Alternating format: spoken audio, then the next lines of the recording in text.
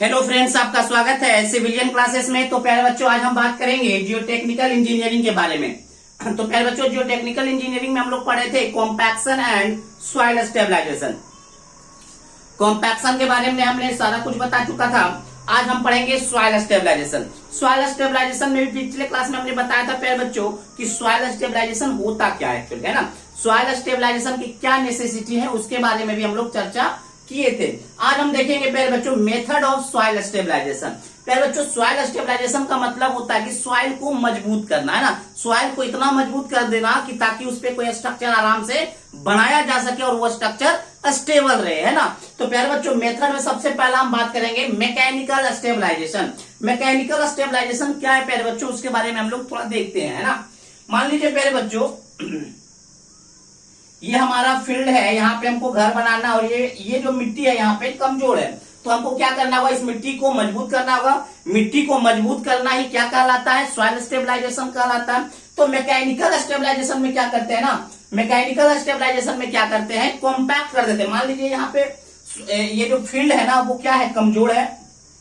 Field क्या है, कमजोर है। तो कमजोर किस कारण से है भाई, तो ये जो है ना वो लूज है। लूज करने का मतलब फैला फैला हुआ, तो इसको क्या करेंगे, डेंस कर देते हैं। तो मैकेनिकल स्टेबलाइजेशन में क्या करते हैं, रोलर चला देते हैं, रैमर चला देते हैं, या वाइब्रेटर से वाइब्रेट करके उसको कॉम्पैक्ट कर देते हैं। तो ये जो प्रोसेस होता है स्टेबलाइजेशन का, ये आपका कहलाता है मैकेनिकल स्टेबलाइजेशन। मैकेनिकल स्टेबलाइजेशन जो होता है ना, ग्रेडेशन पे डिपेंड करता है।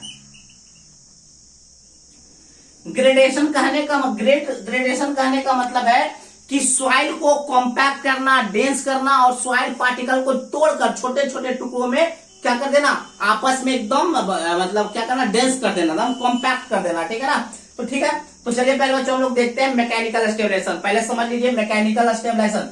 सॉइल स्टेबलाइजेशन का मतलब होता है सॉइल को मजबूत करना, सॉइल को इतना मजबूत करना ताकि वहां पे कोई स्ट्रक्चर स्टेबल रूप से बनाया जा सके, है ना। तो प्यारे बच्चों, सबसे पहले हमने मेथड देखा mechanical stabilization.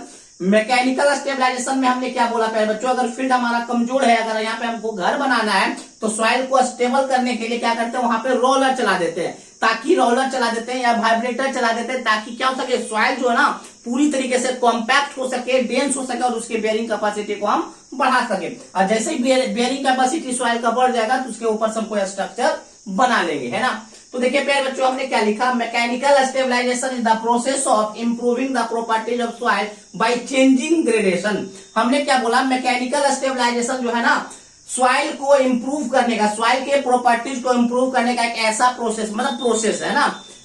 Mechanical stabilisation is the process of improving the properties of soil by changing gradation. हमने क्या बोला, मैकेनिकल स्टेबलाइजेशन जो है ना एक प्रोसेस है जिससे भी किसी भी सॉइल के प्रॉपर्टीज में इंप्रूव करते हैं। कैसे करते हैं भाई, तो उसके ग्रेडेशन में चेंज करते हैं। ग्रेडेशन करने का मतलब है कि उसको क्या करते हैं, कॉम्पैक्ट करते हैं, ठीक है ना। Next, the process includes soil compaction. इस प्रोसेस में सॉइल कॉम्पैक्शन इंक्लूड होता है और डेंसिफिकेशन करते हैं। किससे करते हैं डेंसिफिकेशन या कॉम्पैक्शन, किससे करते हैं, तो मैकेनिकल इक्विपमेंट से करते हैं, by application of mechanical energy using various equipment like rollers, rammer, vibrators technique.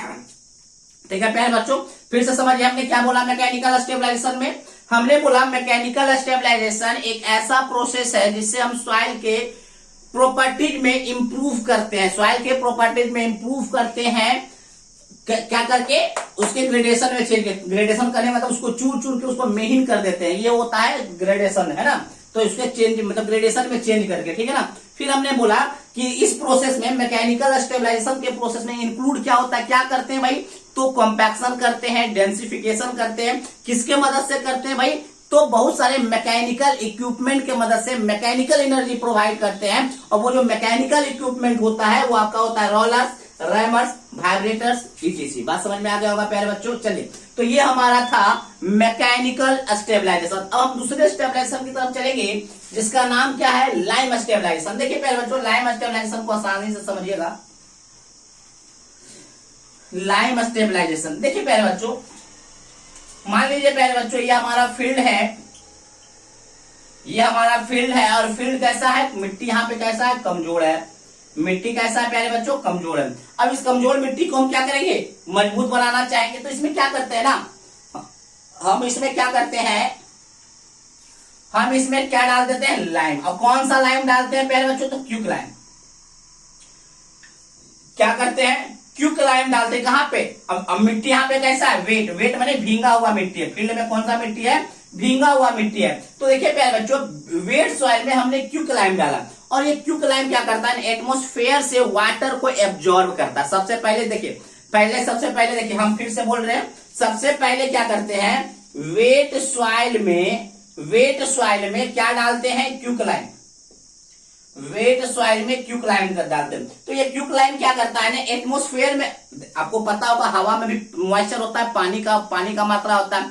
तो हवा में से, मतलब एटमॉस्फेयर में से पानी को लेता है, और पानी को जैसे ही लेता है ना, लेने के बाद ये हीट जनरेट करता है। क्या करता है ये, और जैसे ही ये हीट जनरेट करता है ना, तो जैसे ही आप हीट जनरेट करता है, उसके बाद वाटर का लॉस होता है और मिट्टी बहुत ज्यादा स्टेबल हो जाता है। इसको सही से समझने के लिए आप सीमेंट से समझिए। जैसे ही सीमेंट में हम पानी मिलाते हैं तो क्या होता है प्यारे बच्चों, बहुत सारे केमिकल रिएक्शंस होते हैं। बहुत सारे केमिकल रिएक्शन होने के बाद वो हार्ड हो जाता है, और हार्ड होता है उसमें भी एनर्जी, क्या हीट निकलता है, उसमें भी हीट निकलता है, जिसको हम हीट ऑफ हाइड्रेशन कहते हैं। आप पढ़े होंगे heat of hydration, third semester में है ना, थर्ड सेमेस्टर में पढ़े होंगे हीट ऑफ हाइड्रेशन। तो उसमें क्या होता है ना, जैसे ही सीमेंट में इसमें पानी डालते हैं ना, जैसे ही सीमेंट में पानी डालते हैं तो कुछ केमिकल रिएक्शन होते हैं। केमिकल रिएक्शन के दौरान क्या होता है, हीट जनरेट होता है। हीट जनरेट होने के बाद वाटर का लॉस होता है। वाटर का लॉस होने के बाद वो हार्ड हो जाता है। तो सेम प्रोसेस यहां भी है।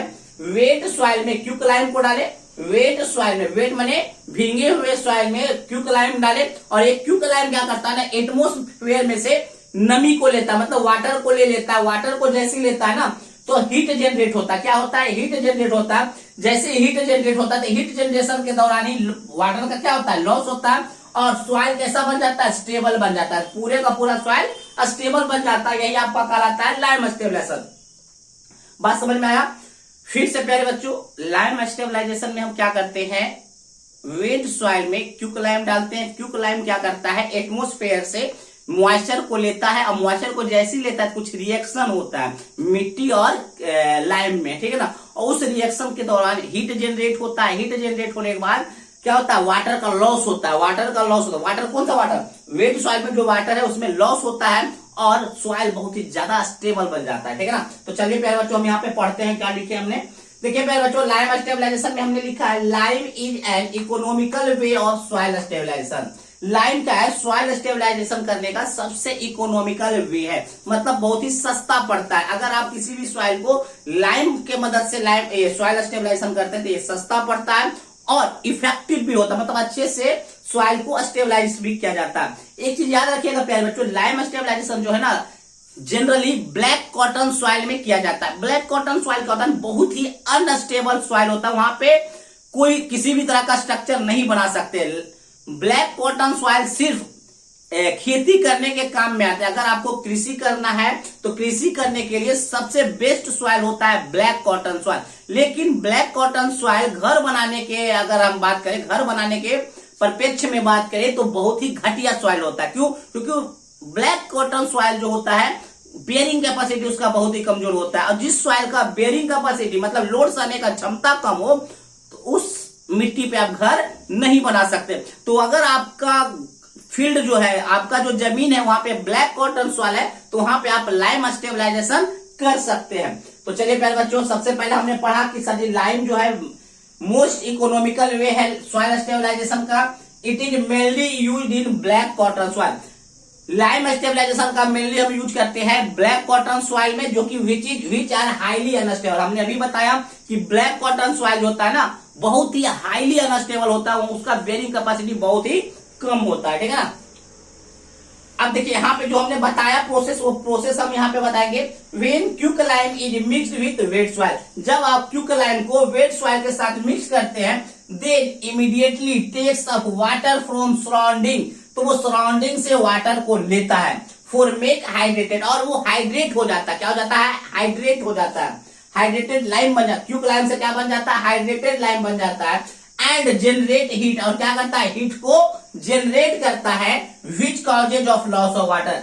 जैसे ही हीट जनरेट होता है तो सॉइल में, वेट सॉइल में जो वाटर होता है उसका लॉस होता है, which results in stabilization of soil. और उसके बाद जैसे ही वाटर का लॉस होता है सॉइल में, तो सॉइल क्या हो जाता है, स्टेबल हो जाता है। तो प्यारे बच्चों अभी हमने पढ़ा mechanical stabilization and lime stabilization. इसके बाद अभी हमको पढ़ना है प्यारे बच्चों cement stabilization, bituminous stabilization and fly ash stabilization. तो प्यारे बच्चों पहले आप इसको नोट डाउन कर लीजिए, उसके बाद हम लोग पढ़ेंगे सीमेंट स्टेबलाइजेशन।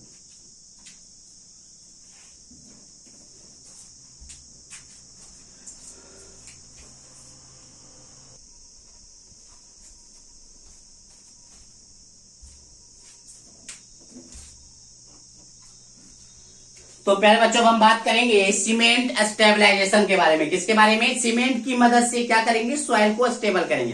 तो प्यारे बच्चों सीमेंट स्टेबलाइजेशन में हम लोग क्या करते हैं, सॉइल में सीमेंट डालते हैं। सॉइल में क्या डालते हैं, जिस सॉइल को हमको स्टेबल करना है उस सॉइल में सीमेंट डालते हैं और उसके साथ वाटर भी डालते हैं। हमने क्या बोला प्यारे बच्चों, जिस सॉइल को हमको स्टेबल करना है, स्टेबलाइज करना है, उसमें हम सीमेंट डालते हैं और सीमेंट के साथ कुछ अमाउंट ऑफ वाटर डालते हैं। जैसे ही तीनों डाल देते हैं तो प्यारे बच्चों तो मतलब सीमेंट डालने के बाद जो मटेरियल तैयार होता है उसको कहते हैं सॉइल सीमेंट। हमने क्या बोला, जिस सॉइल को हमको स्टेबल करना है उस सॉइल में हम लोग सीमेंट डालते हैं, सीमेंट के साथ कुछ क्वांटिटी ऑफ वाटर डालते हैं। तो प्यारे बच्चों ये जो मिक्सिंग है, ये जो mixed material soil cement and water जो मिक्स्ड मटेरियल है वो सॉइल सीमेंट कहलाता है। और यही सॉइल सीमेंट हार्ड हो जाने के बाद बहुत ही स्ट्रॉन्ग मटेरियल बन जाता है और ये हैवी से हैवी स्ट्रक्चर को रेसिस्ट कर सकता है, मतलब उसके लोड को रेसिस्ट कर सकता है। ठीक है प्यारे बच्चों, यही सिंपल सा स्टेबलाइजेशन ये मेथड है सीमेंट स्टेबलाइजेशन। तो देखिए हमने क्या लिखा, cement stabilization is done by mixing Portland cement. याद रखिएगा ओपीसी सीमेंट ही मिक्स करते हैं, कोई खास वाला सीमेंट, कोई स्पेशल सीमेंट हम लोग मिक्स नहीं करते हैं। General cement that means ordinary Portland cement ही मिक्स करते हैं।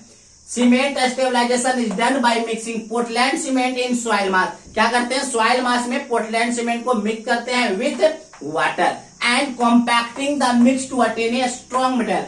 और सॉइल में हमने सीमेंट डाला और वाटर डाला, उसको फिर उसके बाद उसको कॉम्पैक्ट किया। तब तक कॉम्पैक्ट किया जब तक कि वो स्ट्रॉन्ग मटेरियल ना बन जाए, मतलब 100% हम लोग कॉम्पैक्शन जब तक अचीव ना कर ले। बात समझ में आया प्यारे बच्चों, हमने क्या बोला कि जिस सॉइल को आपको स्टेबल करना है उस सॉइल में हम लोग पोर्टलैंड सीमेंट डालते हैं और उसमें वाटर डालते हैं और उसको कॉम्पैक्ट करता है। और तब तक कॉम्पैक्ट करेंगे जब तक ये स्ट्रॉन्ग मटेरियल तैयार ना हो जाए। ठीक है ना। Next, the material obtained by mixing soil and cement is known as soil cement. प्यारे बच्चों जो मटेरियल तैयार होता है ना सॉइल सीमेंट का, वो एक्चुअल में क्या कहलाता है, सॉइल सीमेंट कहलाता है। मतलब the material obtained by mixing soil and cement, मतलब सॉइल और सीमेंट को मिक्स करने के बाद जो मटेरियल तैयार होता है उस मटेरियल को हम लोग कहते हैं सॉइल सीमेंट। सिंपल सा नाम है, सॉइल सीमेंट मिलाए तो सॉइल सीमेंट है ना। द सॉइल सीमेंट बिकम्स, और जो सॉइल सीमेंट होता है ना वो कॉम्पैक्ट होने के बाद क्या बन जाता है, हार्ड एंड ड्यूरेबल बन जाता है, विच रेसिस्ट हैवी लोड, और वो हैवी से हैवी स्ट्रक्चर के लोड को रेसिस्ट कर लेता है। तो हमने सिंपल यहाँ पर लिखा प्यारे बच्चों, soil plus ordinary Portland cement plus water, उसको क्या करना है, कॉम्पैक्ट करना। जैसे ही कॉम्पैक्ट कीजिएगा तो कौन सा मटेरियल बन जाएगा, सॉइल सीमेंट बन जाएगा, और जो कि कैसा मटेरियल है, स्ट्रॉन्ग मटेरियल है। ठीक है प्यारे बच्चों, सीमेंट स्टेबलाइजेशन समझ में आ गया होगा। चलिए प्यारे बच्चों हम बात करेंगे बिटुमिनस स्टेबलाइजेशन के बारे में। तो प्यारे बच्चों बिटुमिनस स्टेबलाइजेशन को समझने से पहले आप बिटुमिन को समझ लीजिए। बिटुमिन होता है अलकतरा। अलकतरा जो काला वाला जो रोड देखे है ना, काला जो जनरली जो रोड होता है काला काला होता है, तो काला कहां से होता है प्यारे बच्चों, तो बिटुमिन के बाद अलकतरा के मदद से वो रोड बनाया जाता है ना। तो प्यारे बच्चों अलकतरा को ही हम लोग बिटुमिन कहते हैं। तो प्यारे बच्चों नाम से ही पता चला, जैसे सीमेंट में सीमेंट स्टेबलाइजेशन में हमने सीमेंट मिलाया, उसी प्रकार से बिटुमिनस स्टेबलाइजेशन में हम लोग सॉइल में क्या डालेंगे, बिटुमिन डालेंगे। लेकिन इसमें क्या कहानी है कि बिटुमिन जो डालेंगे ना, बिटुमिन के साथ हम लोग छोटा छोटा गिट्टी वाला छरिया डालेंगे। छोटा छोटा जो होता है ना, जिसको हम एस्फाल्ट या बाइंडर्स कहते हैं, गिट्टी समझते हैं ना, गिट्टी एग्रीगेट, तो उसका छोटा छोटा टुकड़ा, बड़ा वाला एग्रीगेट नहीं डालेंगे, छोटा वाला टुकड़ा डालेंगे, जिसको हम लोग छरिया कहते हैं, है ना, गिट्टी का छरिया कहते हैं ना, उसको हम लोग इंग्लिश में एस्फाल्ट या बिंडर्स कहते हैं। तो जैसे हम क्या बोले प्यारे बच्चों, जिस सॉइल को स्टेबल करना है उस सॉइल में हम लोग क्या डालेंगे, बिंडर्स डालेंगे। और एक चीज याद रखिएगा, bituminous stabilization generally cohesionless soil में किया जाता है। कोहेशन लेस सॉइल कहने का मतलब होता है बलुआहा टाइप का मिट्टी। तो देखिए मेरे बच्चों बालू टाइप का मिट्टी में हम क्या डाल दिए, बिंडर्स, बिंडर्स का मतलब छोटा छोटा गिट्टी का टुकड़ा, तो आपस में मिक्स हो गया, उसके ऊपर सब क्या डाल दिए, बिटुमिन, अलकतरा। तो अब वो जाके तीनों मिलके बहुत ही स्ट्रॉन्ग मटेरियल बना लेता है, हैवी लोड को आराम से रेसिस्ट कर सकता है। तो देखिए प्यारे बच्चों हमने क्या लिखा है, bitumens are hydrocarbon that are soluble in carbon disulphide. प्यारे बच्चों बिटुमिन मतलब अलकतरा, अलकतरा जो होता है ना वो हाइड्रोकार्बन मटेरियल होता है, हाइड्रोकार्बन से मिलकर बना हुआ होता है और वह कार्बन डाइसल्फाइड के सॉल्यूशन में वो सोल्यूबल होता है।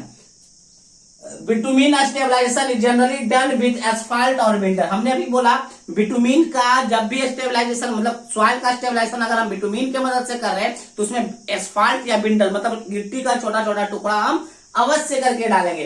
तो bitumen stabilization is generally done with asphalt और बिंडर, मतलब जब भी हम बिटुमिन से स्टेबल करेंगे सॉइल को तो उसमें हम किसका यूज करेंगे, एस्फाल्ट और बिंडर का, ठीक है ना।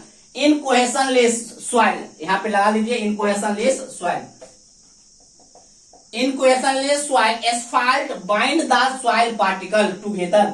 जो एस्फाल्ट होता है ना वो सॉइल पार्टिकल को आपस में बांध के रखता है ना, asphalt and the result as binding between soil particle. जैसे ही बांध के रखता है तो दोनों मतलब जितने भी सॉइल पार्टिकल है आपस में बंध जाते हैं। The amount of bitumen required generally varies between 4 to 7% by weight of soil particle. फिर बच्चों कितना बिटुमिन का आवश्यकता पड़ेगा बिटुमिनस स्टेबलाइजेशन में, तो जितना सॉइल पार्टिकल को आपको स्टेबल करना है उसका 4 to 7% आपको डालना होगा बिटुमिन, दैट मीन्स अलकतरा। तो ये था प्यारे बच्चों सीमेंट स्टेबलाइजेशन और हमने बात किया बिटुमिनस स्टेबलाइजेशन का। एक और लास्ट स्टेबलाइजेशन है जिसका नाम है फ्लाई एश स्टेबलाइजेशन, ठीक है प्यारे बच्चों, उसके बारे में भी हम लोग चर्चा करेंगे। पहले आप इसको नोट डाउन कर लीजिए।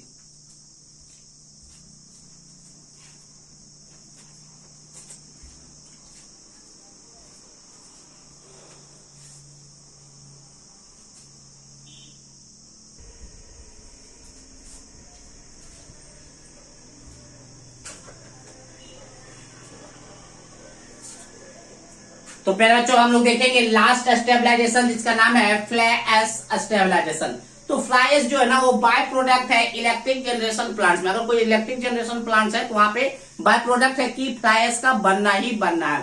तो प्यारे बच्चों फ्लाई एश जो है ना एकदम चीपर मटेरियल है और इन्वायरमेंट फ्रेंडली, मतलब इन्वायरमेंट को भी नुकसान नहीं पहुंचाता है, ठीक है ना।